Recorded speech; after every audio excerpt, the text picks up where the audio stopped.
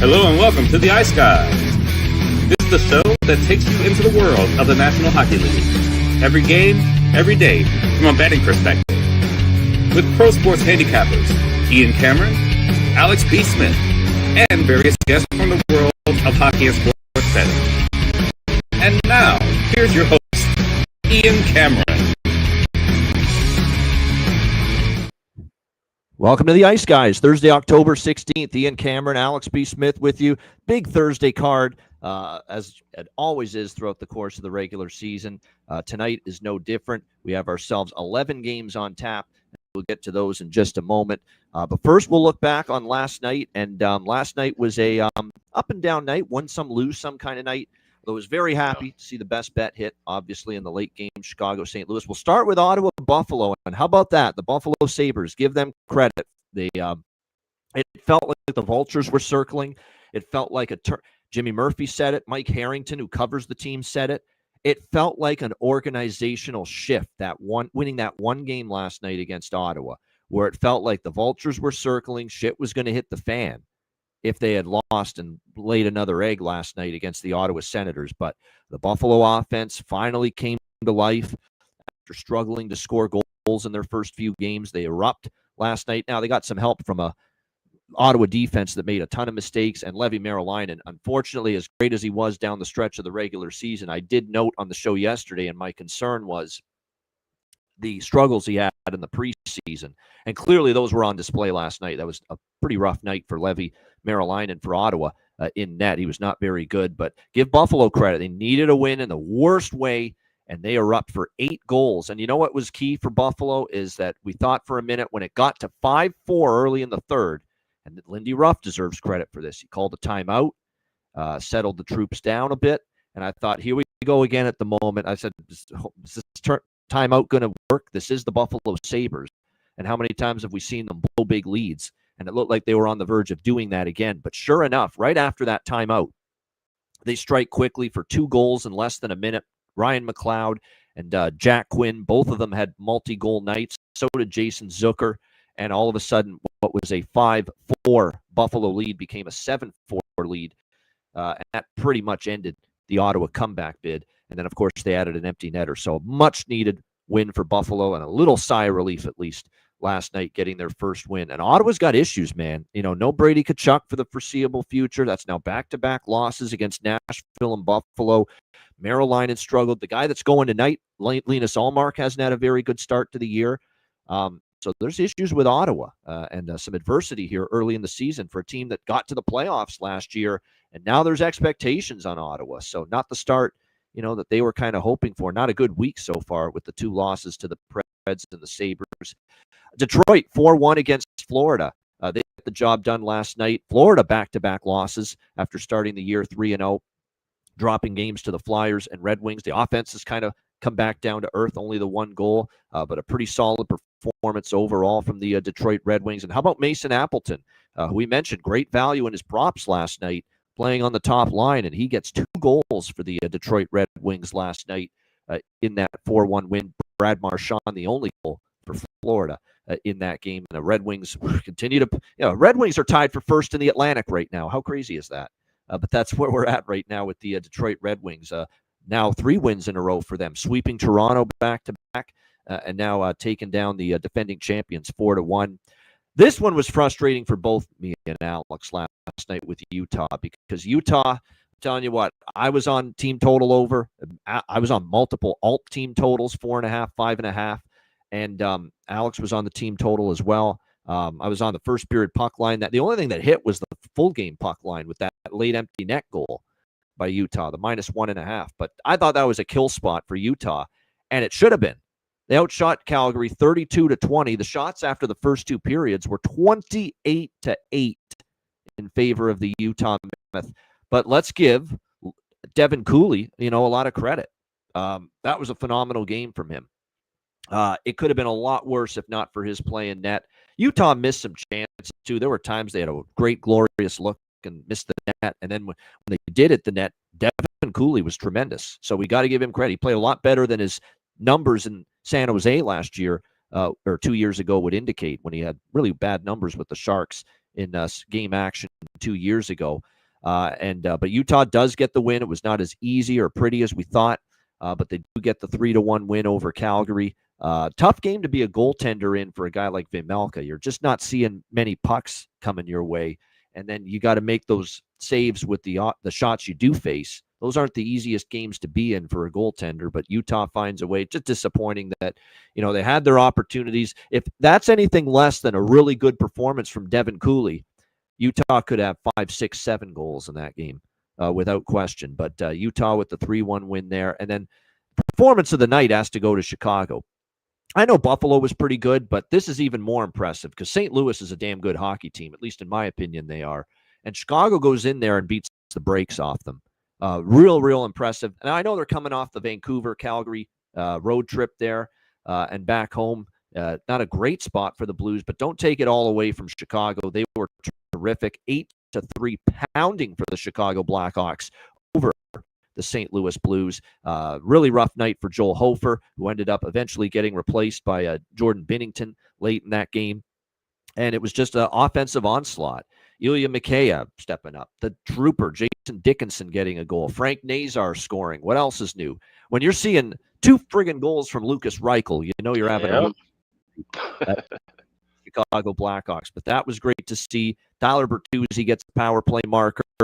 Even a depth guy, Ryan Green, gets on the scoreboard for Chicago late as well. Bedard was terrific as far as 3 assists in the game for the Chicago Blackhawks. TNT was all over this. Biz Nasty was all over this in the intermission breakdown. We've talked about this even before we started the show today, Alex and I. They look like the camaraderie's better. Bedard looks faster, more comfortable. And Bedard and the entire team look like they're not taking shit from anybody this year. We're going to show some pushback. We're going to get in your face physically. There's been times I've seen Bedard's got this monster and giraffe in Colton Parayko, and he's looking up at him, and he's not backing down. Right in his face, right in his grill. Did the same thing with Josh Anderson in the Montreal game. They are sticking up for each other, and they're sticking up for themselves. And that is something that was badly missing from this Chicago Blackhawks team. I'll be blunt. At times last year, it looked like they had no fucking backbone whatsoever, this Chicago team.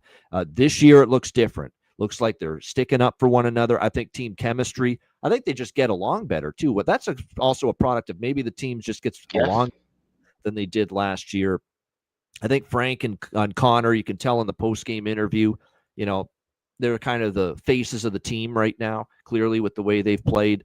And I warned everybody about Chicago, even though they were 0-3 before they beat Utah the other night. This was a team that was playing better than that 0-3 record. They were good against Florida. I thought they were solid against Florida. They could have won that game on opening night. Boston game, a bounce here or there, and they beat the Bruins in overtime instead of lose to the Bruins in overtime. And then the Montreal game was a heartbreaker. I thought and Montreal's had a hell of a start to the season, and Chicago nearly beat them. Should have gotten a point out of that game, but they gave up the game-winning goal in the final minute of regulation. Chicago had played better than that 0-3 record, and now they've won 2 in a row against Utah and St. Louis. Just everything looks solid, as far as this team goes. Their team defensive game, looks a little bit better to start the year this year as well. That's been something. Now, it didn't start out well, but once, St. Louis got the 3 goals, and then that was it. They put the clamps down after that, Chicago. So give them credit, but a great win for the Blackhawks. And as I turn it to Alex, that makes him a big-time Blackhawks fan quite happy with what he saw last. Yeah, absolutely. I mean, it was a joy to watch a game like that. And not just because, like I said, it's not just an 8-3 win against a team that was in kind of a rough spot. This was the culmination and continuation of what we've seen from going back to the end of last year. Like you said, the young core finally kind of gelling together, getting familiar with each other and sticking up for one another. Like I said, playing with heart and balls. And that's what I said on Twitter last night. When people asked me, what's the difference with this Hawks team this year to last year? They have balls. They're sticking up for themselves. They're sticking up for each other. Saw Bedard the other night at the home game against Montreal. Looked like he wanted to actually get into a full-on fight when Anderson was in his face. Like I said, getting in the face of Parayko. Frank Nazar crashing the net, scoring the goal, and there's a big scrum, and he's celebrating by himself. Like they're getting their confidence. They're getting their legs under them, and that's what this whole process is about.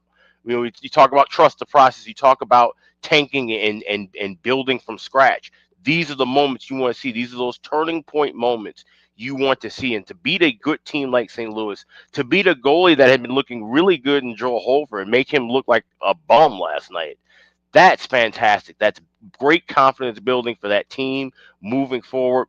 And like I said, getting contributions from guys throughout the lineup. Ryan Green getting his first goal of the year. Lucas Reichel, all he's heard about, if he's heard his name or Googled his name or searched his name on Twitter, is where's he getting traded? And here he goes coming out, a night out of the press box on the ice and getting 2 goals. That's huge. So, Arvid Soderblom making big saves. Like I said, was a little shaky early, but he settled in and made a couple of fantastic saves in the second and third period of that game. And that's a game where, if the Hawks win that last year, it's probably 8-5 or 9-6. It's not nearly as tight. The little things, and the broadcast team on TNT, the play-by-play guy said this, they're doing the little things right. Maybe they let St. Louis back into that game, last year. True. Oh, easily. And you could say that for all 5 of the games that have been played with the Hawks so far. If those games were played previous season, 2 previous seasons, you're talking about 0-4-1 with much more disastrous results. And here we are 2-2-1, and you're talking about where they possibly could have won 4 of those 5 games. It's a drastic change. Like you said, it's only 5 games in. Now you have to continue building upon this. You've got Vancouver coming into your house on Friday night. You have to have another big effort, especially in front of the home crowd. But like I said, so far so good. So it's just fantastic as a Hawks fan to see it.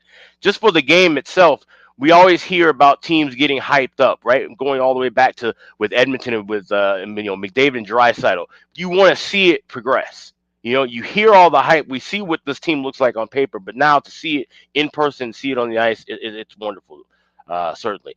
Now, the rest of the games, like I said, up and down, that Utah game was just absolutely maddening. At one point, Utah had a 28-7 shot advantage on Calgary, but Devin Cooley kept that team in the game. And he's going to have to – that's the thing. He had an A-plus performance. He's going to probably have to have an A-plus performance for like 90% of his starts. And that's a lot to ask for a guy. Like I said, there was times where Utah was kind of sleepy in that first period, and they should have really put the screws to him, and he made big saves. And that's something that Utah is really going to have to build upon, too. You get chances. I mean, Dylan Gunther had a chance right on the doorstep that he completely whiffed on. And as someone was mentioning in the chat, you didn't see him much on the ice. And I'm wondering, maybe they were kind of shifting and he was sitting down a little bit longer because of that. Those guys are talented, but they have to bury chances. And as well as Cooley was in net and the big save he did make, Utah missed on a lot of chances. That still should have been a 6-1 game despite Cooley making a ton of stops early in that first period. And that's something that they're going to have to really kind of work on. They have that talent. They just have to work on their finish. If they can finish, they'll be a dangerous team. But they're just a little bit away from being a consistently dangerous scoring team in this league. They're getting chances. You just got to finish more of them. And that's where we're at right now with Utah. And I think you could say that about the other games they played too, where the offense just hasn't been clicking. It wasn't clicking against Chicago. I know they beat Nashville, but they still only scored a couple goals in that game. So, yeah, offense is still work in progress for the Mammoth right now so far this season. All right, we got a bunch of games. We're trying to keep it to around a 90-minute max with the show this year. 2 hours is too long, so we're going to try to keep this within 90 minutes. Rapid fire, a little brisker pace with the game breakdown. So let's go. Off and running. Get your track shoes on, people. We got 11 games. All right. First up, Seattle and Ottawa. We've got Ottawa minus 150. Home favorites total here sitting at 6 pretty much across the board in this game. See Ottawa back-to-back, obviously, after the loss to Buffalo, 8-4 last night. We'll see if they can bounce back. This is now 3 and 4 nights, too, for Ottawa. Played the Monday afternoon home game against Nashville, losing to Buffalo 8-4 last night. Now a back-to-back for them here against Seattle. The Kraken, meanwhile, coming off that was a great game with them in Montreal the other night.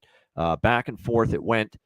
Seattle, airtight defense in their 2 home wins, beating Anaheim and Vegas and only giving up 2 goals in those 2 games. But then they go on the road. They face this young, energetic, fast, potent offensive team that Montreal has. And, of course, they give up 5 goals. And Joey Daccord looks human for the first time this year after those first couple starts. We will not see Joey Daccord look tonight in net for Seattle. It will be Philip Grubauer getting the first start of the season for the Seattle Kraken, getting his first start of the season for the Seattle Kraken in this game. It will be Linus Ullmark on the back, which we knew because they rested him last night, so he would start here. But Ullmark has not looked right, Alex, early in this season. These numbers aren't good through now. It's 3 games. It's a small sample size, but 4.07 goals against average, 842 save percentage. Boy, oh boy. Not the numbers you want to see right now from Linus Ullmark. And I don't trust Philip Grubauer. So this was a game I passed initially. And then my trusty little goalie, starting goalie's screen lit up Grubauer, and I'm like, we got to hit this over 5.5. Now it's gone up to 6, and I know Seattle's trying to play tight, and they're going to want to dumb this thing down after giving up 5 goals and losing to Montreal. I get all that, but Grubauer in net is someone I don't trust. Period. End of story. Again, last year, 3.5 goals against average, sub 900 save percentage for him with the Kraken last year. Linus Ullmark's not stopping the puck the way he's capable of to this point early in the season. So at 5.5, this is not my favorite over on the board. By the way, there's a bunch of overs on my card tonight. So if there's not a lot of goals in the NHL tonight, then I'm going to be making an old trip to the poorhouse probably after tonight when it's all said and done. So I like this one over 5.5 here, Seattle, Ottawa. I considered Ottawa team total over 3.5 as well, bounce back spot. Maybe I do get involved in that small, but primarily here I grabbed the full game over 5.5. Still lean that way at 6. Alex, what do you think here, Seattle, Ottawa? There's still a 5.5 minus 125 at DraftKings. Yes. Yep. So definitely I grab that. I implore you to grab that if you have that available. Otherwise, at 6, this is one where I won't get greedy. If you have a 6, play a 6. No reason to try and win because the 5.5 will probably be around 135, 130. And I could see maybe some goals early in this contest. This wouldn't shock me if this is a game where there's a goal maybe 90 seconds, 2 minutes in. So, it's going and play over 5.5, over 6. I would endorse either one. But obviously, like I said, it's what's the best available, 5.5 minus 125.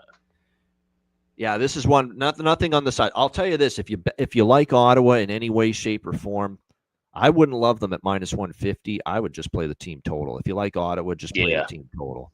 Yeah. Because to me, they're at this point of the season with what I've seen from them, they've got to win games with their offense right now because their defense and their goaltending is not up to par right now at the moment.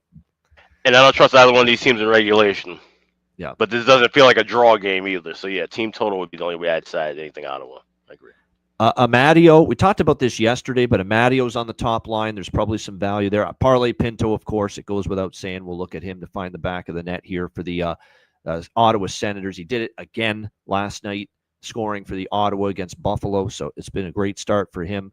I'll say this. Here's a positive for Seattle. Jared McCann scoring. Matty Beniers has looked better. They had to have a better offensive season from him. And so far, he's looked solid in the early going. So maybe you can look in either of those directions as far as props here tonight in this game between these two teams. All right, next up, we've got Nashville and Montreal. Montreal minus 145, home favorites, 6 the total here in this matchup. By the way, Nashville obviously coming off the loss to Toronto, 7-4. Montreal with the 5-4 win in overtime against Seattle. Of course, Nashville, that loss to Toronto where they gave up all those goals was our buddy, Useless Ananen, who was in net that night, of course, for the Nashville Predators. 2 days later, I'm still mad I only bet the overs in that game small.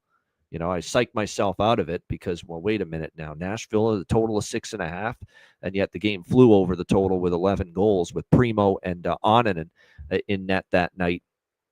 This is another one at 5.5 because, again, Montreal 5.5s look cheap with totals right now because of the way they're scoring. I mean, their power plays look great. Ivan Demidov, a phenomenal night against Seattle. They've got Lane Hudson quarterbacking that thing. Cole Caulfield heating up now early in the season. And this Montreal team in their first 4 games, it's been impressive from them. They got shut down by Toronto 5-2, but I thought they still generated chances, and they've scored 13 goals now in the 3 games since then. UC Saros will be in net for Nashville. He's looked solid in the early part of the season. He started in the Columbus game. They won 2-1. He started in the Utah game. They lost that game 3-2. And then, of course, he started against Ottawa. They won 4-1. The game where they gave up a ton of goals was obviously on and in net. But you look at it, Utah has struggled offensively. Ottawa's kind of had a disappointing start to the year. Montreal will test them a little bit more going into this game. And this is one of these deals where I think Montreal can win the game, but I would just rather take team total over with Montreal if I get involved in it, which I'm going to, along with a small bet. These are small bets here. Montreal team total over and a little piece of 5.5 over the total here. Jakub Dobeš in net for Montreal, and that is worth noting because what I would say is if you like Nashville, take them first period puck line or first period money line or to score in the first period, something like that. Jonathan Davis has pointed it out. We're both aware of it too, Alex and I, that the frequency that he has given up the first goal of the game is crazy. I think it's something now like 15 of the last 17 starts. 16 18. 16 of 18 he's given up the first goal. And it's usually been early. Like it's been an early goal. Like he's given up the goal in the first 10 minutes of the game. So this might be a spot too. There's some markets, 365 has it, FanDuel has it. You can bet a specific team to score in the first 10 minutes of the game. Yep. I might target that with Nashville here. It's just been so evident and obvious and consistent that Jakub Dobeš has given up the first goal of the game, and quite often it's been in the first 10 minutes. So if you can find Nashville out there to score in the first 10 minutes, I'm not talking both teams, I'm talking just Nashville to score in the first 10 minutes. And remember, they are off a 7-4 thumping against Toronto. So in theory, you would expect them to come out relatively solid here tonight in this game. I'm just going to look now, first 10 minutes here. Plus 200 at Bet Online. That's one. Yeah, there you go. Good stuff. Oh, hold on. I picked up the wrong game there, but there we go. First 10 minutes. I know Bet365 has it as first 10 minutes team to score Nashville plus 200 at Bet365. Yeah, that's worth a shot. First 10-minute goal, Nashville plus 200. That's worth a shot. It's just been so ridiculous. Crazy. 16 of 18, he's given up the first goal. And I can tell you off the top of my head, of those 16 games he's given up the first goal, many of them have been in the first 10 minutes of the hockey game. It's been pretty uncanny. Alex, what do you think here? Nashville, Montreal. So, yeah, I'm on my Nashville to score first goal in first period, plus 140. That's my favorite play out of this stack. I also will be on Nashville to score in the first 10 minutes, plus 200. I have Michael Bunting first goal at 25-1. And then I have both teams to score in the first period, plus 165. Good stuff. Yeah, that's a good one. The Nashville first period, first goal, plus 140. You can be the safest option is Robert's bet here. One of our favorites here in the chat. Nashville to score. Yeah, Nashville to score first overall. Just to score the first goal. Doesn't matter when it happens. Yeah, at that price, I'd add that too. I would definitely, like I said, you can chop a unit up and attack 4 or 5 different things regarding first goal for Nashville. I like that. I do. I like the full game over. That's the primary bet for me is the full game over, but I really like those Nashville looks to get on the board first. Full game over, I'm going to add in game. That's something I look for a lot. So. Yeah.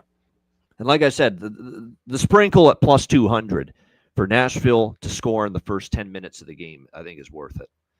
Because it really is insane how many times, too, that Dobeš has conceded, a goal in the first 10 minutes of the hockey game as well. All right, Rangers and Leafs.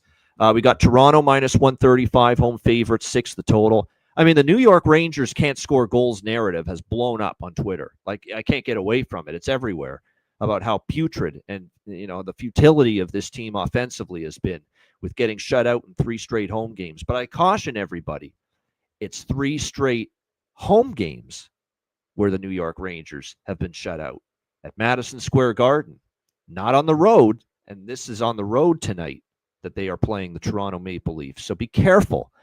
The 3 shutout losses were all at home. On the road this year in 2 games, they've actually scored 10 goals in the 2 games combined. Now, the opponents were Pittsburgh and Buffalo. You got a little bit of a sisters of the poor element there with the New York Rangers lighting up those 2 teams on the road for 10 goals. But nevertheless, the the narrative is only for the home games for the New York Rangers. Now they're playing on the road here against the Leafs.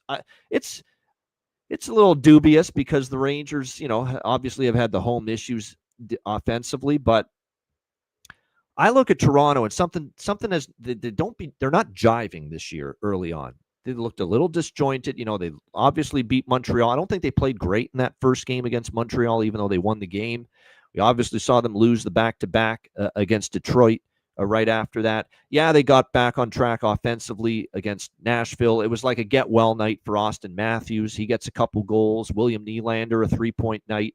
But at the same point in time, Useless Onanen was horrible in that game, in my opinion, and that was a big part why the Leafs offense busted out against the Predators.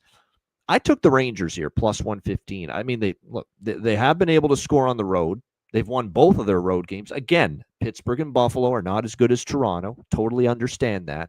But I think at this price and coming off the shame of another home loss, a home shutout loss against the Edmonton Oilers, I think the Rangers are worth a bet in this spot, plus 115. And Igor Shesterkin's been great. Lost in the fact that they haven't scored at home is the fact Shesterkin's looked great in every game. He'll go up against Anthony Stolarz, so Stoli the goalie for Toronto. That'll be a great goaltending matchup. I like the Rangers here at this price. And they've also played better. It's been a weird series where I find the Leafs play better in this series at MSG, and the Rangers at times have played better in Toronto against the Leafs in recent head-to-head games. So I'm going to take the Rangers here, plus 115. Alex, what do you think, Rangers-Leafs? Yeah, I'm only going with the Rangers' first goal in first period. Like you said, it's just kind of just fading how everybody's looking at all the Rangers can't score anymore. I'm sure there's going to be an emphasis on them to jump out and get that first goal. So plus 135, that's my only play in this game. All right, there we have it. Yeah, as far as player props in this, I don't think I have a ton of play. Well, I have to bet going back to Cali. This is ridiculous right now with Cali Yarncroke, the Toronto Maple Leafs. I mean, and he's only playing on the fourth line with Dakota Joshua and Nicholas Watt. Dak Joshua. By the way, Dakota is Dak Prescott's first name, Dakota Prescott, but they just call him Dak. So this is Dakota Joshua. He does not want to be called Dak, but it's just a crazy, it's a useless piece of info, but I just thought I'd throw it out there. But yeah, Dakota Joshua and Nicholas Waugh with Yarncroke on that fourth line, and that has not stopped Yarncroke from scoring. He scored in 3 of the 4 games so far this season for the Toronto Maple Leafs. So I like that. I'm going to go back to the well with Easton Cowan. He has really fit in nicely with Austin Matthews and Hungry Nice on that top line. So Easton Cowan, goal and assist prop, going to look in that direction as well. And then any props for the Rangers, let me see what I took for them. Didn't really do much because obviously, there's value with probably Sheary, Cooley on the second line. But like I said, Panarin and they need more from Panarin and Zibanejad for sure. Those two guys got to get going a little bit more. But like I said, Rangers, I think, at this price, worth a look. All right, Colorado, Columbus. We've got Colorado minus 160 road favorites, 6.5 the total here in this game. Yeah, sack Prescott, Doug. Very good. You can call him that, too. This was the first bet I made on the card overnight. First thing that stuck out to me. I figured it would be goals in this game going into it. And then I looked at the last year's 2 matchups. Avalanche Jackets. Both games went over in the first period. Both games went over full game. Tons of goals in those 2 Jackets Avalanche head-to-head matchups last year. So it's over by Fecta here for me. Over 1.5 minus 130. Over 6.5 full game. Actually, I got over 6 minus 125. I don't know if there's still any 6s out there. Shop around, but even at 6.5, I still like it. I think there's goals here. I know Scott Wedgwood is in net, and he's been very good for Colorado so far.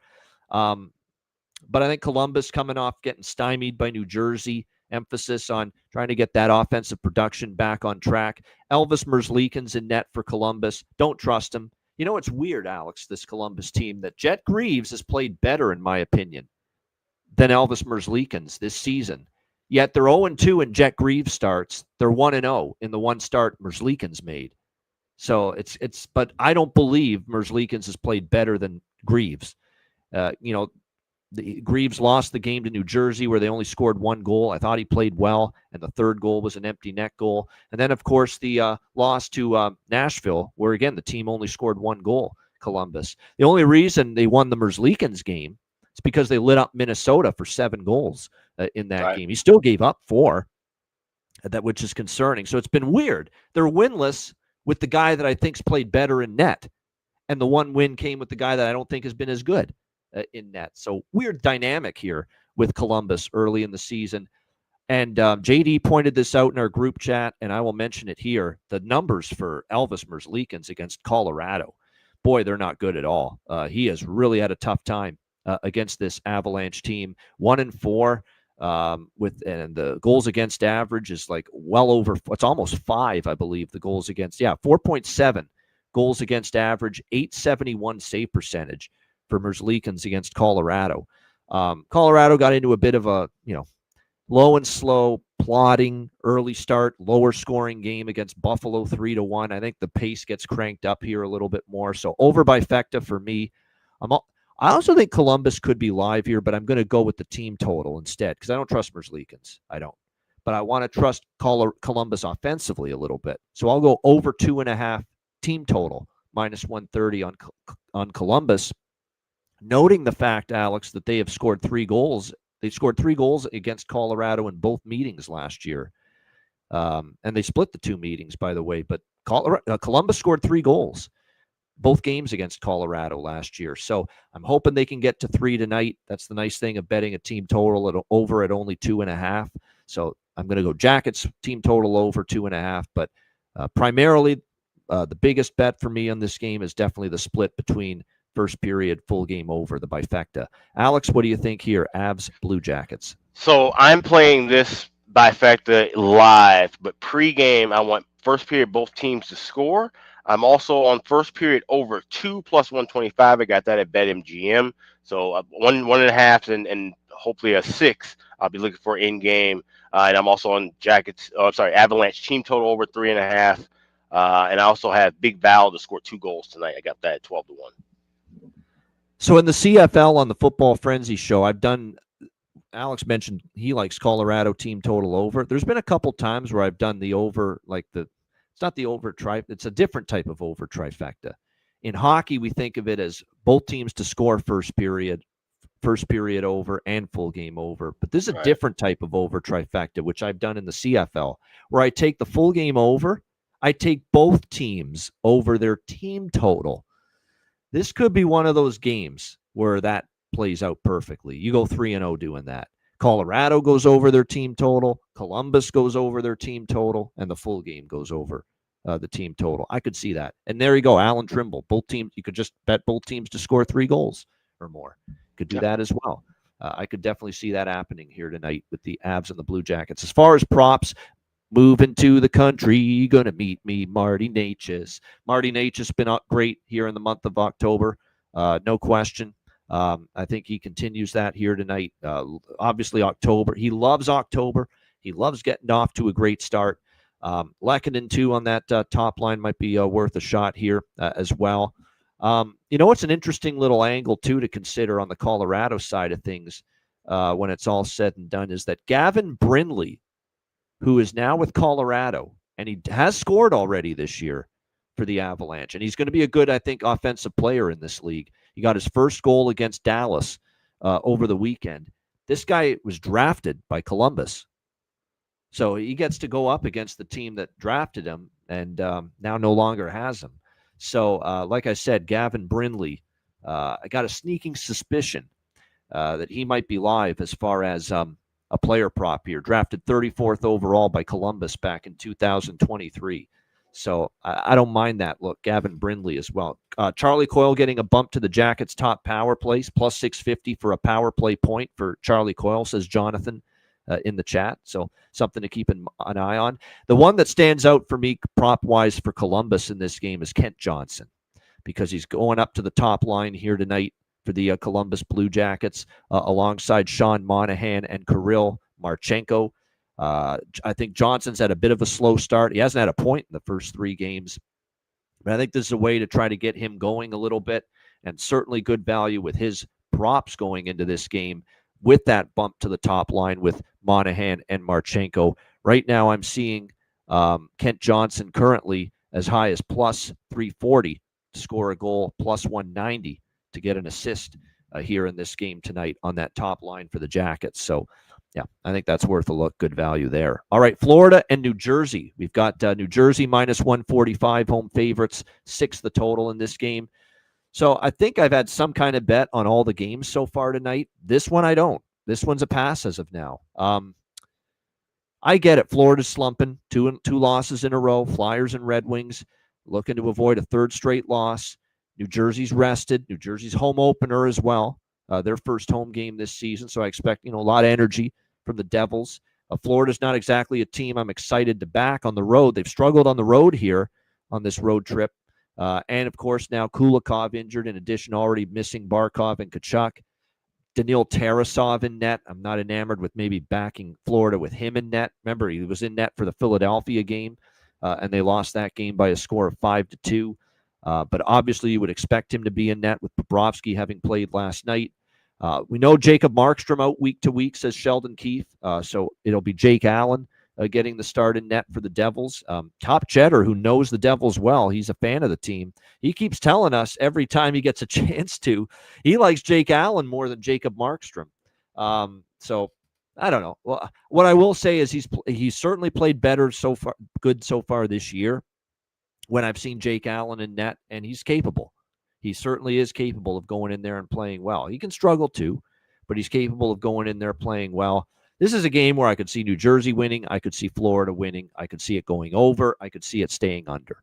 So there's not really much I have here in this game side or total pregame. Maybe we get involved live. What I will say is, even with the struggles, Alex, and Bobrovsky not starting and being on a back-to-back, I don't feel comfortable going to the sportsbook account, whichever one it is, and saying, let's lay this kind of price against the defending Stanley Cup champions. I just don't want to do it at this price with New Jersey. What do you think here, Alex? Florida, New Jersey. I like this draw here. I got plus 333 over at BetMGM. I see plus 325 at BetOnline. So shop around for the best price. But I could see this one being, either it's slow and it's close, or it goes haywire with the two backup goalies and it finds itself into overtime. But that's the only thing I'd like here. Other than that, is it's be a pass for me. Nothing props related or side related. Just a draw. We're going to go back to Mackey tonight. Obviously, it was pretty quiet the whole team was quiet. They only scored one goal as a team, and it was Marchand. But it was that line that scored. So I'll take another shot with Mackey Samoskevich as long as he stays up with Bennett and Marchand on that top line for Florida. Lundell, Lusterine, and Reinhart. I could see maybe those guys making a bit more noise here tonight in this game. As far as props on the Devils side of the equation, Connor Brown, maybe. This Gritsuk's looked pretty solid so far. And I'll tell you who's also looked pretty solid. Dawson Mercer. 2 goals against Columbus. 3 points in the last 2 games. Had a bit of a dip last year in his production. And I could see him maybe making an impact tonight. I like what I'm seeing right now at the moment from Dawson Mercer for the New Jersey Devils. So there's a prop I'm interested in as well. All right, Winnipeg and Philadelphia. We've got the Winnipeg Jets minus 135, road favorites, 5.5 the total. I'm sprinkling on the draw here. This is an Alex B. Smith special for me. A little draw bet here for me, Jets and Flyers. I think we have a chance to go to overtime. That's all. Nothing on the side. Winnipeg's impressed me still. They went to the New York Islanders, a place they've really struggled over the years in Long Island, and they blitzed the Islanders there 5-2. They got off to a quick start and really didn't look back from that point on. So I like what I've seen from the Jets. And the Jets have been without Lowry and Perfetti all season so far. Their captain and one of their best top 6 forwards. And they have still been able to find ways to win games here early in the year. Philadelphia coming off a great 5-2 win against Florida for their first win of the season. I've noted how I think Rick Tockett's group has really played hard. The work ethic's been there in the early part of the season. Now getting their first win, do they build on that, or do they take a step back? Still a young group, and my worry about backing the Flyers here is that you win against the champs like they did, and you don't follow it up. In a game like this against a very solid Winnipeg team. So, like I said, I don't know if I trust the Flyers. I want to just sit back. How do the Flyers respond to a good game, a win, especially against a really good hockey team. Sometimes those mediocre teams, when they have a win like that, they fall right back down on their can the very next game, and that does concern me. Not to mention, Samuel Ersson is going to get the start here for the Flyers, and I need to see a little bit more from him. I like him. I'm not giving up on Samuel Ersson, but he didn't have as good a year last year. He had some injuries as well.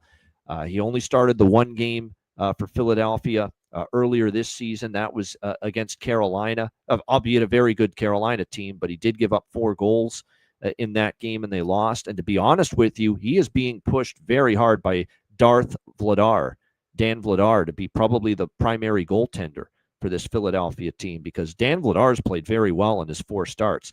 2-1-1, 2.02 goals against average, .933 save percentage for Vladar this year with the Flyers. So pressure's on Ersson tonight to match him, and come up with a pretty good effort in net in this game. So actually, this is, I'm not much of an under guy, but this could be one of those games that stays under, because I think, Ersson's got to prove it. Hellebuck is likely going to start here for the Jets after it was Comrie in the game against the New York Islanders. But a sprinkle on the draw is all I have pregame in this one. Alex, what do you think here? Jets, Flyers. Don't have to bet every game, so this is a complete pass for me. There you go. As far as not much to me with props either here, quite honestly. There's no major line changes, line shifting going on right now. Bobby Brink, I'll throw his name out there because I think he's played pretty solid in the early going. He's actually been one of Philadelphia's better forwards early in the year, and you can get him plus 500 to score, plus 225 to get an assist. So I think there might be a little bit of value there with him here in this game based on the way he's played here in the early going. All right, next up, we've got the Edmonton Oilers and the New York Islanders. Edmonton minus 160 road favorites, 6 the total here in this game. The New York Islanders winless. You know what's crazy? The New York Islanders, how about the first 3 games for the Islanders? All of them overs. You wouldn't necessarily expect that going into this first 3 games, the Islanders all being overs. But it's been their defense. This is not, let's not kid ourselves. Let's lay the cards on the table right now. The New York Islanders haven't been a good defensive team for a while now. Okay, it's not Barry Trott's not walking through that door if we're going to play the Patino game here and talk about the New York Islanders. This is not a team that's playing good defensive hockey. And when you look at the makeup of this blue line, you're not totally shocked by it. The trade of Noah Dobson leaves a huge hole. I don't think Romanov is a top pair defenseman. And I know damn sure defensively, Tony DeAngelo is no top pair defenseman at all. He can have issues in his own zone. And I think they're putting too much on Romanov's plate. Romanov on a very good hockey team is a second, third pair defenseman. He's not a top pair defenseman. But he's forced into that here with the Islanders because that blue line's patchwork. Pelech and Pulock have lost a step. They're not as fast as they're never speed burners. But, they get beat to the front of the net. The foot speed's an issue. Scott Mayfield, good physical stay-at-home guy, but again, his speed's not great.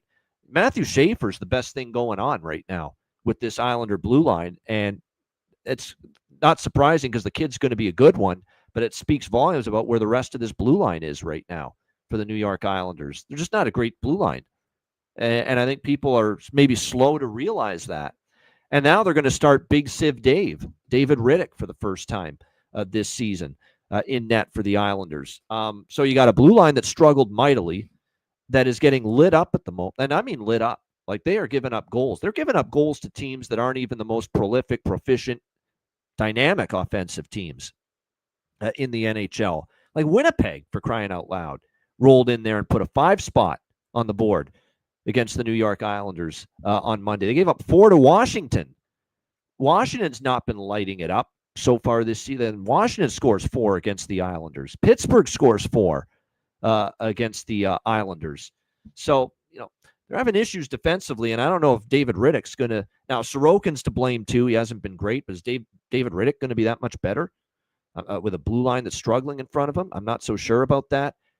And I know Edmonton hasn't been scoring. Actually, believe it or not, Edmonton's not had that, big explosion offensively that they're capable of with Connor McDavid, Leon Draisaitl, Nugent Hopkins and company. they have kind of won games defensively. They played good defense, and they've scored just enough. I mean, they've only scored 8 goals in the first 3 games of the season. I just get that sense with the struggles I'm seeing from the Isles on the back end.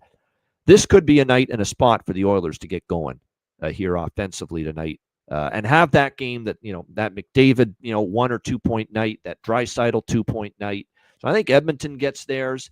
The Islanders have not. The reason the Islander games have gone over is because of their defense and their goaltending struggling. They've also had issues scoring goals, but I think tonight they might be able to capitalize and cash in. Patrick Waugh talking about shoot the puck more, the usual nonsense you always hear from every head coach when you're struggling to put the puck in the net. So maybe they shoot the puck more, and maybe whether it's Skinner or Pickard in net, that's going to allow the Islanders maybe to have a little bit more production tonight. So I'm going to bet this over 5.5 here. In this game, Oilers and Islanders at 6 in some spots. Shop around, see if you can find a 5.5. And I'm just going to ride this 3-0 overrun for the New York Islanders to start the season. I was tempted by the draw, but I also have a hard time buying into that because the Islanders have, like I said, the Islanders have let teams like Winnipeg and Washington was not pretty, and they lose to Pittsburgh of all things and give up 4 goals. So I gave the draw some consideration, but I ended up staying off that. Just over 5.5 for me here. Alex, what do you think? Oilers, Islanders. Yeah, I think. Yeah, this is definitely a get right spot. I feel like for the Oilers as far as their offense goes. So I like the Oilers parlay with over 4.5. MGM had it at minus $1.05. Bet online, actually, that's where I bet it. Bet online, they have minus $1.10. You can easily, you don't have to have that pre-combinated. You can find that just side and alternate total and usually add those into a parlay too. So if they're preloaded like a MGM or something, you can find that at just about any book. Just add it together. But over 4.5 with Oilers money line, and then I'll look for a 5.5 in game because, like I said, 6s are pretty much prevalent everywhere. So I'd like to try and get a 5.5 and a minus 120, 125 range in game. All right, there you go. Good stuff as far as that. I'm not giving up on the props that we've met. Mangiapane got an assist the other night against the New York Rangers. I'm still going to look toward him scoring a goal. Keep an eye, too. There's been another adjustment for Chris Knobloch. David Tomasic is going to get the opportunity here on the top line, it looks like, with McDavid tonight. He's not exactly a young guy. He just made his NHL debut this season. He's 29 years old. But David Tomasic going to get the opportunity here with Connor McDavid. So there's probably some value with his props tonight in this game. Goal, assist. Roslovic, too, with Nuge and Draisaitl on the second line. Probably a little value in that. Anders Lee, as Jonathan Davis notes, has had a lot of success against the Oilers and specifically Skinner. I'll say this, the people that like the Islanders, it's a pretty good spot for them, just simply because they're desperate. They're getting a good price at home. I understand people taking the Islanders as a home dog. It's difficult for me to do it, but I understand why you're doing it. Because in Edmonton now, after the shutout win against the Rangers, are they able to? It's just, and I do think the Islanders offense gets going a little bit tonight, but are they going to shut the Oilers down? I'm not so sure about that. That's why I gravitated more toward the total in this game. All right, next up, Vancouver and Dallas. We've got Dallas minus 170, home favorites, total here 6 across the board. Money's coming in on the Canucks, and from a spot perspective, it's not terrible to think that. Vancouver's going to be focused, start of a road trip. Obviously, they're coming off the back-to-back losses against St. Louis and Edmonton over the weekend. So they're certainly going to be looking to bounce back from those 2 games. They only scored 3 goals, by the way, in those 2 games. I don't know if I want to step in front of Dallas, though. They've 3-0 start to the year. Now, Casey DeSmith will get the start in net here for the Dallas Stars tonight. This will be his first start of the season for the Dallas Stars. Jake Ottinger got every start prior to this. Of course, former Canuck as well, Casey DeSmith. He'll get the start for the Stars. I expect Thatcher Demko for the Vancouver Canucks. It hasn't been confirmed yet, but I would certainly expect him to be in net. Lankinen was in net against St. Louis, and they lost that game. So pretty damn sure it's going to be Thatcher Demko here for Vancouver.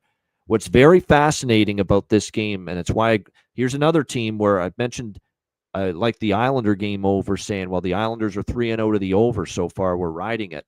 Dallas totals 3-0 to the over with Dallas. 5 goals scored in every game.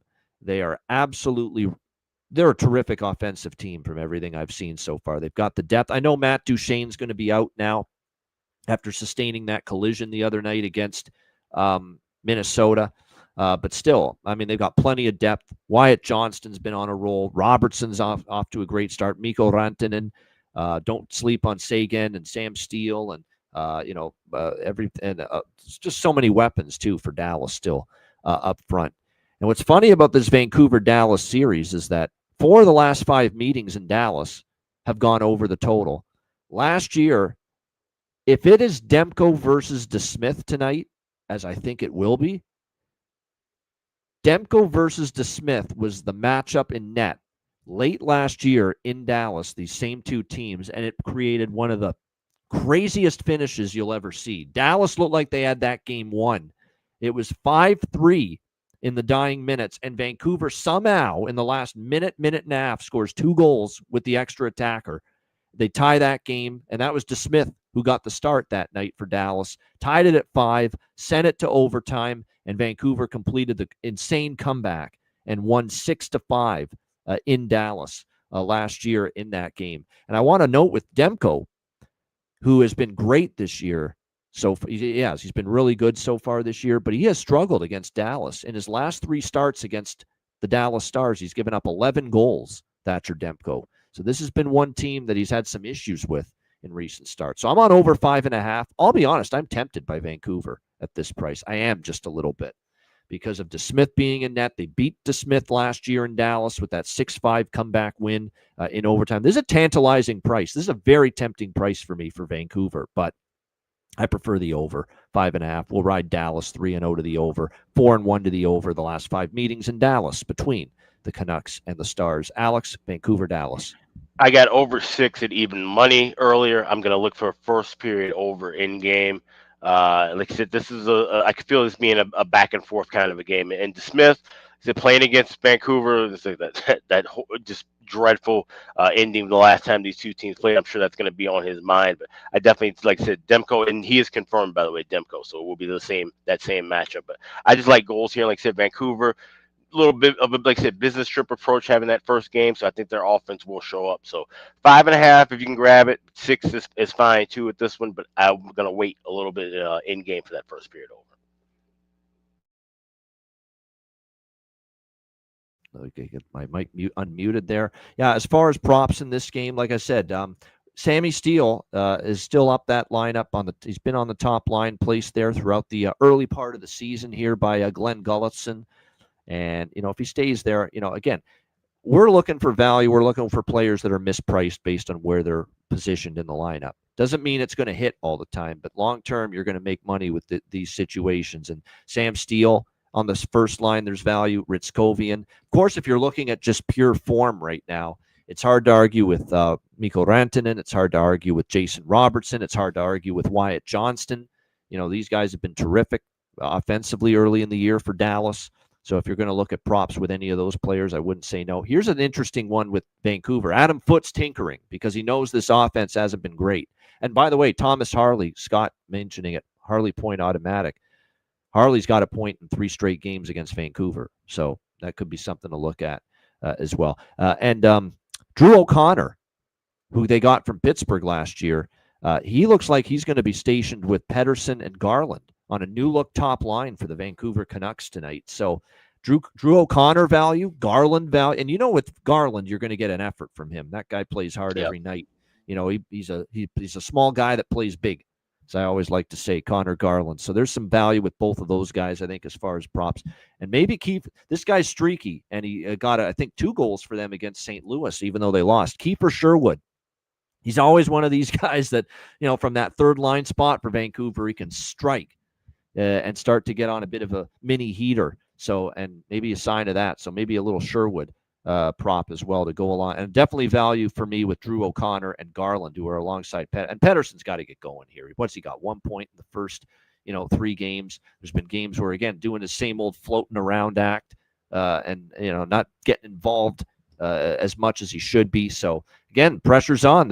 They're getting restless already, and it's been 3 damn games regarding Elias Pettersson here for the Vancouver Canucks early in the season. I can't blame them. Patience is running thin. Enough, is step up already, but hasn't been easy for him to be able to do that. All right, Carolina and Anaheim. This is one of my favorite games that I'm excited to watch going into tonight for sure. You've got this Carolina team that looks like arguably the best team in the NHL early in this season, even without Jacob Slavin. No problem for them against the San Jose Sharks. Dominant game, too. Dominant without Jacob Slavin. 5-1, shut down the Sharks completely without their best shutdown defenseman. That's what made that so impressive. The shots in that game were 43-17 in favor of the Carolina Hurricanes. I mean, that was extremely dominant. But they'll be tested here by this spunky, feisty Anaheim team that is already coming together quickly in the first few games under Joel Quenneville. Carolina minus 190, road favorites, 6.5 the total. This is over 6.5 for me in this game. Freddie Anderson should be in net. I haven't loved Freddie Anderson the first couple games. I'm not saying he's been bad, but if you look at Freddie Anderson here, he gave up 3 goals to Philly. He gave up 3 goals to New Jersey, and he only faced 22 shots in those games. And now you're going to face an Anaheim team that's had no issue scoring goals. They got 12 in the first 3 games, 11 in the last 2 games. I know they look dominant. They shut it down. They played this great. And look, Carolina plays great team defense, and the penalty kill shuts down Anaheim. Then this game may stay under. And Carolina was great against San Jose. But Anaheim, to me, is a little bit better hockey team, more potent than San Jose. I think they're going to get absolutely tested here. What I've been impressed with Anaheim, it's not just the youth. It's not just the skill. It's not just the speed. It's the puck movement. It's the vision. It's making plays with the puck, making creative, smart plays with the puck. That has been great to see from Anaheim. And that's going to put Carolina to the test. I think one of the great matchups of this entire Thursday night board in the NHL is going to be watching this elite, even without Slavin, which is a big piece of their penalty kill. It's still a great penalty kill. They've been elite for years. We've talked about it, both of us, how great the Carolina penalty kill is year in and year out. To watch this Carolina. So please take penalties tonight, Carolina. I'm begging you, because I desperately want to see your amazing penalty kill up against this Anaheim power play, which has looked really good early in the season. That's going to be a great, great inside the game matchup to watch here tonight with the Hurricanes and the Ducks. The great penalty kill of the Canes against what's looking like could be one hell of a power play this season for the Ducks. So I'm excited to see how that matchup plays out here tonight in this game. As I mentioned, I expect, even though Bussy got the win in his NHL debut against San Jose, I'm pretty sure they go back to Freddie here tonight. Lukas Dostal has been confirmed in net for the Ducks. Troy Terry is a game-time decision, but no, actually he is going to play.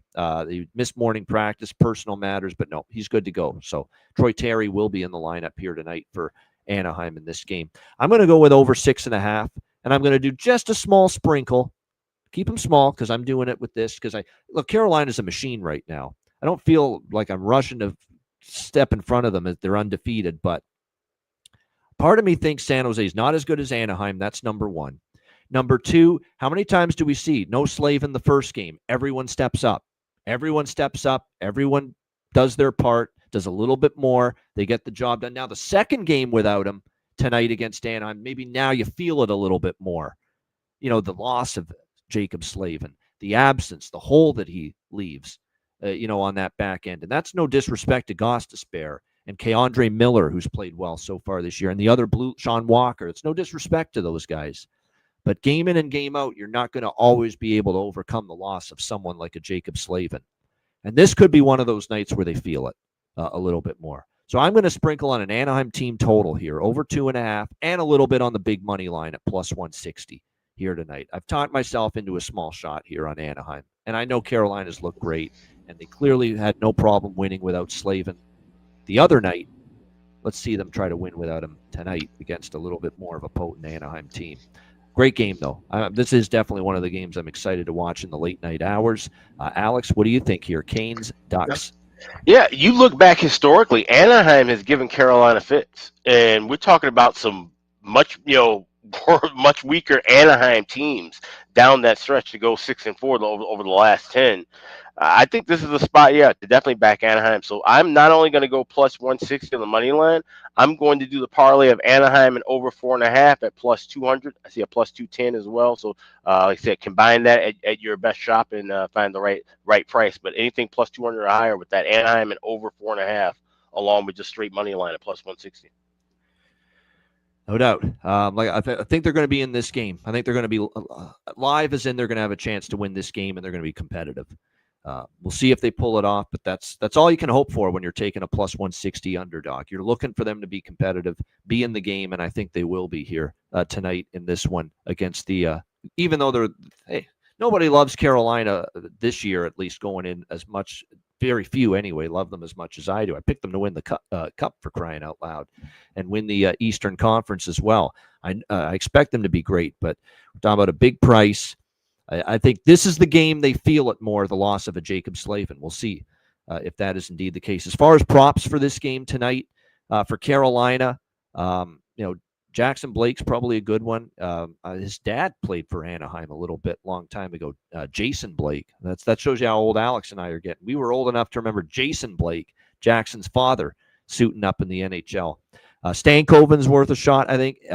As far as props, Jarvis has been off to a great start this year for the Hurricanes. For Anaheim, Cutter Gauthier's feeling it. Beckett Seneca. Who's been solid to begin the year for the Ducks. Very impressive with him because he was definitely not a shoo-in to make the roster in the regular season, Seneca, and he's played very solid for them, no doubt. Power play points. Now, be careful because Carolina's got a great penalty kill, but again, it's a penalty kill. It is great, but it's without Slavin, your best penalty killer. So there could still be opportunities to take some Anaheim power play point shots here tonight as far as point props for the power play for the Anaheim Ducks here tonight in this game. All right, next up, we got two games left, Boston Bruins and Vegas Golden Knights. Vegas minus 230 home favorites in this game, 6 the total in this one. Boston Bruins, you mean they weren't going to win every game this year? No, apparently not, as they finally lost to Tampa Bay on Monday afternoon by a score of 4-3. And now they make the long flight, beginning a West Coast trip here in Vegas at T-Mobile Arena, the Fortress, against the Vegas Golden Knights. Vegas has not been smooth sailing to begin the year. They've looked utterly dominant and utterly, potent and explosive in some moments, and they've looked like they've been going through the motions and scuffling and sputtering and hacking and wheezing along in other moments in the first few games, Vegas. I think that's a very accurate description to tell you how it's been going early in the year with Vegas. And that's why they're 2-2. It's a perfect record for them. They've been they blew that game to LA. They should have won in their home opener, 6-5 in a shootout. They beat San Jose in overtime and had to come back to win that game. They lost to Seattle in overtime, and they had to come back from a deficit to beat Calgary the other night. They were down 2-1. And had to come back and win that game 4-2. And I know Bruce Cassidy has said he hasn't loved the way his team has started in multiple games this season. You look at the slow start against LA, they got behind early. The San Jose game, they gave up the first goal. Seattle game, they gave up the first goal. The Calgary game, they gave up the first goal. So it's been pretty remarkable. How could Boston, do you take Boston first goal of the game? I mean, this has been a repeated issue with Vegas and their 2-2 start. But Bruce Cassidy really has emphasized a better opening 20 minutes here in this game and moving forward. What I like here is, look, Vegas has given up a goal early in quite a few games. Vegas, we know, often wants to start fast at home. And we know that going back to last year, if you combine October of last season, with October of this season, I believe the first period overs in Vegas home games are something like 10-2. Like, it's been pretty damn dominant. First period overs, Vegas home games, especially in the month of October. Last year, this year they only have the one home game, but it was as easy as it gets with the first period over in that LA Vegas game, the first home game. So I like first period over here. Not the full game so much, but I like the first period over here in particular with the Bruins and the Golden Knights. Over 1.5, minus 120. Here's the thing with Boston. I think it's going to be Jeremy Swayman, although it hasn't been confirmed. And by the way, it's Akira Schmid going to get the start in net for the Vegas Golden Knights, not Aiden Hill. So keep that. Aiden Hill's day-to-day anyway with the injury. And by the way, the worst-kept secret in hockey is now official, by the way. And with that in mind. This is breaking news from the Ice Guys. It's not technically breaking news because, like I said, it's the worst-kept secret. But Carter Hart is going to become a member of the Vegas Golden Knights, and he will sign with the team. So for Akira Schmid, these are big games for him because he's not likely going to be the primary backup to Aiden Hill for very long now that Carter Hart's in the fold. So like I said, these are important outings to show what he's made of here. We'll see how he fares tonight. Better start from the Bruins, says Aaron. I could see. That's why I really do like that first period over. It's my favorite bet in this game. But I'm going to dabble in the Vegas team total over 3.5 as well. I'm not buying the Boston defense just yet. I know they had a couple games where they played okay. So it's right as rain, Jonathan. There you go. Vegas was 9-2 first period over in October last season. And then if you include the LA-Vegas home game this year, that's 10-2. So I was spot on with that record. Nice. Yep. So first period over, and I'll dabble in the Vegas team total over 3.5. Like I said, with this Vegas team, when they're a favorite like this and you think they have a chance to win, bet their team total. They're going to score 4 goals on a lot of nights this year with what they're throwing out there with Eichel and Marner and Stone and Dorofeyev's red hot to begin the year. Stay out of the box if you're Boston. That's my biggest advice to them because it's going to be a problem for them if they're in the box too much tonight against this Vegas team. Alex, what do you think here? Bruins, Golden Knights. Yeah, right there with you on that first period over. There's a minus 130 available at Caesars. That's the best price I'm seeing right now. Obviously, anything 140 or higher, wait for that in game. I like the draw plus 360. That's available at a few spots. And I like Mitch Marner at 80-1 to get the game winner in overtime.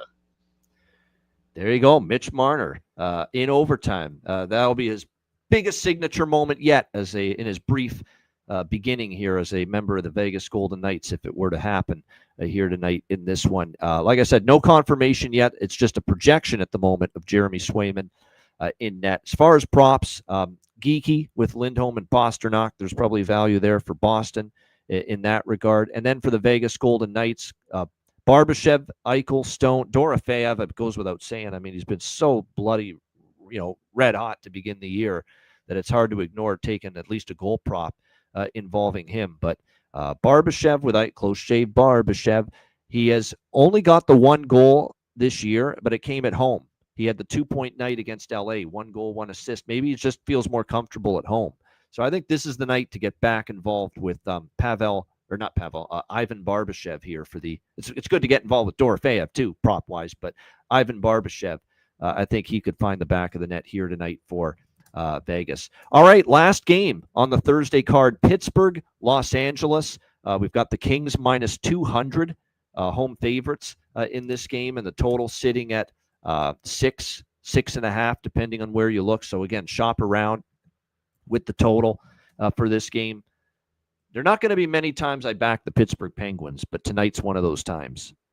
And the reason I'm taking Pittsburgh plus 170, this is simply LA at this price makes me want to vomit.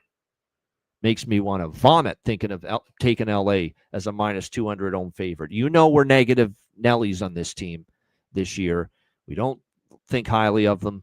I can't say I've been that impressed with LA so far this season. They've been disjointed at both ends of the ice. Some moments they've looked good offensively, and other moments they've looked bad. Some moments they've looked good defensively, and other moments they've looked bad. In fact, they've looked more bad than good defensively so far. They gave up 5 to Vegas, 3 to Winnipeg, 4 to Minnesota the other night. They can't stay out of the damn penalty box. This is an indictment of Jim Hiller. Not that he needs any more indictments. We've already gone through a friggin' rap sheet a mile long of all his flaws and all his shortcomings and blowing games in the first round last year and with a ridiculous conservative style of play, wearing his best players out because he doesn't play his depth forwards or his depth defensemen enough. We've talked about all the issues with Jim Hiller. But another issue with him is he hasn't gotten his team to play with good enough discipline. They're just penalized way too much this season, the LA Kings. And that continues to, they continue to pay a price for that. Minnesota essentially beat them in that game because of all the power plays that LA just handed to Minnesota early in that game and said, here you go, Minnesota, with your lethal power play early in the year. Go ahead, score all these goals against us. And they did. Now, LA did come back to force a shootout, but that put them behind the 8 ball. All those penalties they took early against Minnesota that resulted in wild power play goals. So, like I said, the discipline's not been good enough. They've been shorthanded way too much early in the season. Now they got Darcy Kemper banged up. He's day-to-day right now for the LA Kings. Isn't expected to start here tonight. Didn't practice yesterday, so I would assume we're going to see Anton Forsberg get the nod in net for the Kings, although that is not confirmed as of yet, but I fully expect it to be. For Pittsburgh, it will be Arturs Shilovs getting the net as Dan Muse continues to go back and forth between him and Jari in between the pipes for the Pittsburgh Penguins. I just think that they're just way overpriced. But my eyes tell me that this is not a team playing great hockey. I expected them to, be a team where they would have issues. And it's not that this is a ringing endorsement of Pittsburgh. Trust me. We saw this Pittsburgh blue line get chewed up by Anaheim. And, Shilovs had the great start against the Rangers opening night, but then he gave up 6 goals the next time he started against that same New York Rangers team. So I get it. It's, leap of faith taking the Pittsburgh Penguins and at this, at all. But I think this is just more so.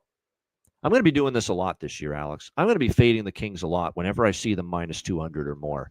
Not that I expect to see it a ton of times because, this is one of the worst teams they've played so far, and they're minus 200. So they're not going to be favored like this a ton. But like I said, I don't trust this group right now. So with that being said, I'm going to take Pittsburgh plus 170. I got on the over overnight in this game. You know what the total was? It was 5.5 minus 125 when I bet it overnight.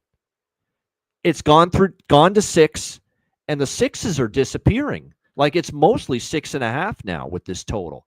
So that's the problem. You've really missed, the best numbers, the best price with it. But I do think we have a chance to see goals tonight, Penguins and Kings. Alex, what do you think here? Pittsburgh, LA.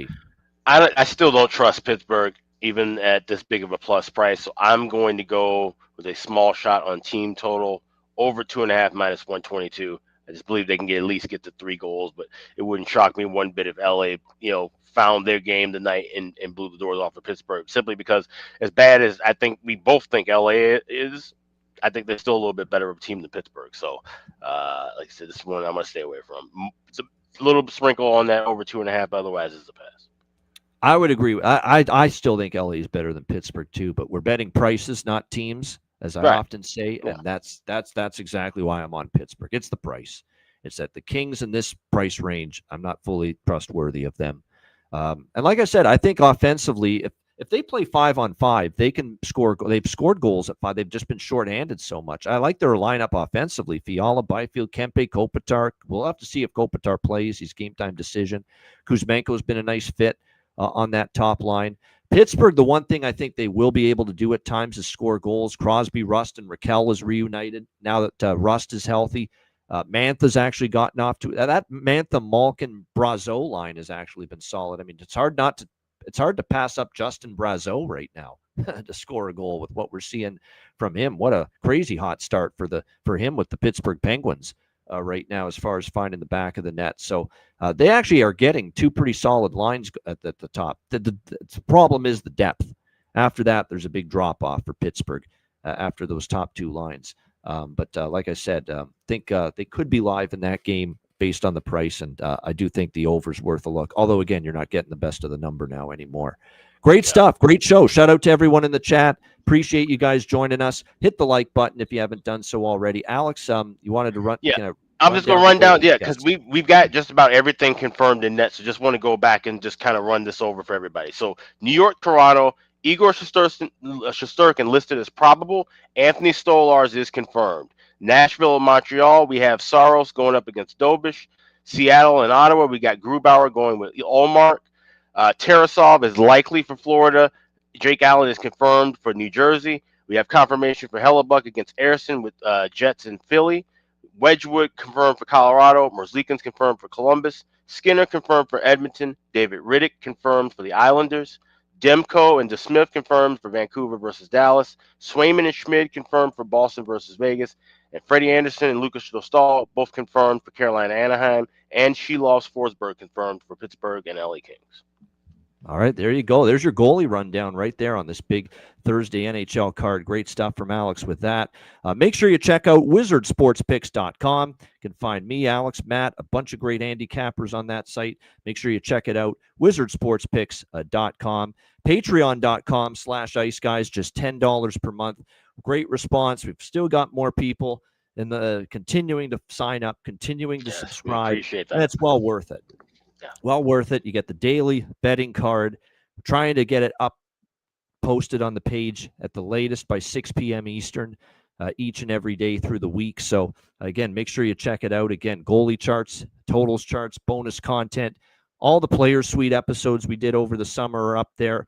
All that and more. We're going to have exclusive live betcasts later on in the season, the live chat rooms. The discussion is great with our Patreon members there. And again, the daily betting card where you get sides, totals, player props posted on the Patreon page each and every day. Me, Alex, and any guests on the show, you get the Patreon card each day. So make sure you sign up and subscribe. The response has been tremendous.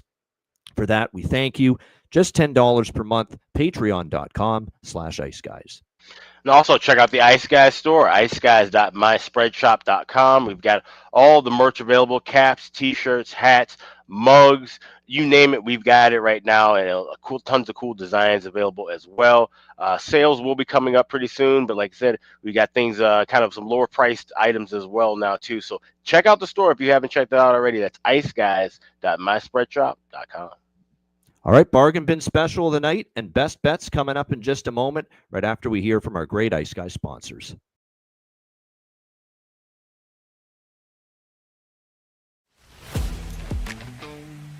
Wizard Sports Picks, featuring the finest handicappers in the universe. Sharp insights, trusted picks, and relentless results. We strive to help you become consistent winners. This is Wizard Sports Picks.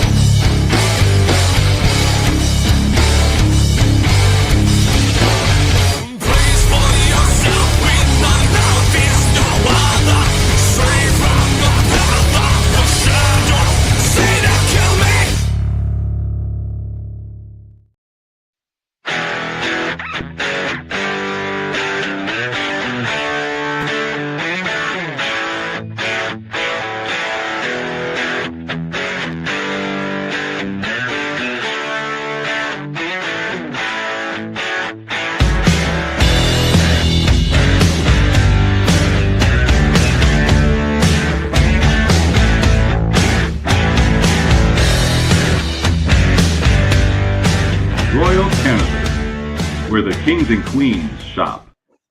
Check out all our great sponsors, including Royal Cannabis, our brand new smoke sponsor. 20% off promo code Ice Guys at royalcannabisshop.com.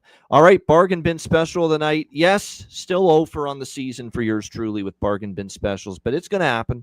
It's going to happen at some point. We'll be patient. We've had good thought processes, good logic behind these.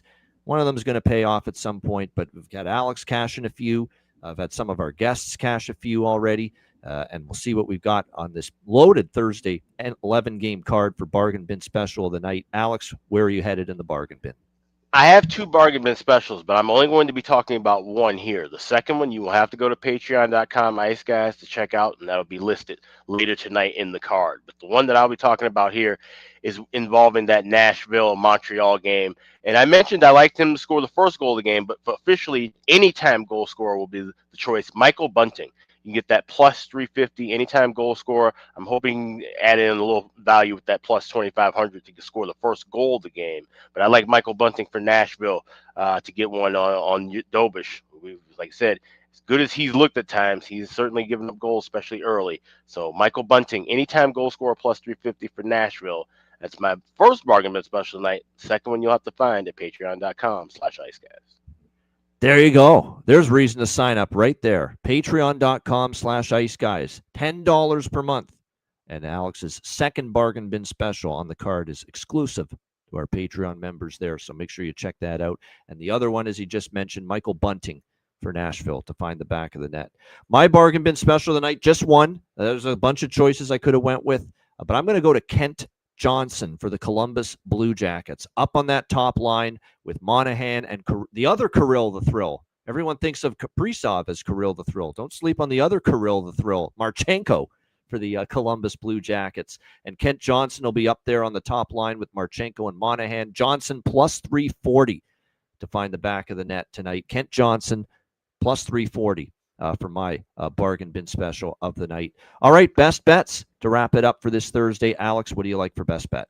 Yeah, we'll go right over to that game, that Colorado and Columbus game. I like the Avs to get goals on Elvis. He's had some terrible numbers of late against Colorado. So give me Avalanche team total over 3.5. You can still get that at minus $1.15 at Bet Online. So that is my best bet for this evening. All right, there we go. Colorado team total over 3.5 for Alex B. Smith with his Thursday best bet. My best bet for this Thursday slate, I think I'm going to rock and roll with this first period over with Bruins and Golden Knights. It's been so strong. 10-2, last 12 Vegas home games in the month of October for first period overs. It's been a tremendous run.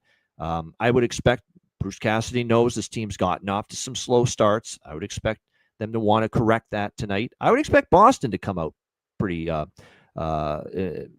aggressive, coming off the loss to Tampa Bay, starting this road trip. So I think good chance we get 2 goals from the two teams combined in the opening 20 minutes. 10-2 first period overrun in the month of October for Vegas at T-Mobile Arena. So Boston, Vegas, over 1.5, minus 120 first period for my best bet here for this Thursday NHL card. Shout out to everyone in the chat. Hit the like button on the way out. We appreciate it very much. And just a reminder, we're going to start hyping this up more next week, and especially the following week, our first live betcast of the NHL season. It's right around the corner. It's Tuesday, October 28th for the Frozen Frenzy night. Games every 15 minutes starting at 6 o'clock p.m. Eastern time. That's going to be an extended betcast. We're going to be on the whole night, 6 p.m. Eastern, all the way till after 1 a.m. Probably be closer to 2 a.m. Eastern because I think the last game's like 11 p.m. Eastern or something. Wow.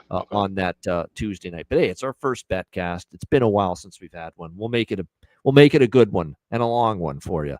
There you go on Tuesday, October 28th, 6 p.m. Eastern, Frozen Frenzy, Ice Guys live betcast. And it'll be a free open to the public betcast as well. So very much looking forward to that. A reminder, the Ice Guys is live 7 days a week, Monday to Friday, 2 p.m. Eastern, Saturday and Sunday, noon Eastern. If you can't watch the show live, download the Ice Guys podcast in audio form on all major podcast platforms, Google Podcasts, Apple Podcasts, Spotify, Stitcher, iHeartRadio, Amazon Music, and more. Download the Ice Guys podcast when you can't watch the show live. For Alex B. Smith, I'm Ian Cameron. Have a great Thursday night. Enjoy the games and good luck. And we will be back tomorrow on Friday, 2 p.m. Eastern, for another edition of the Ice Guys.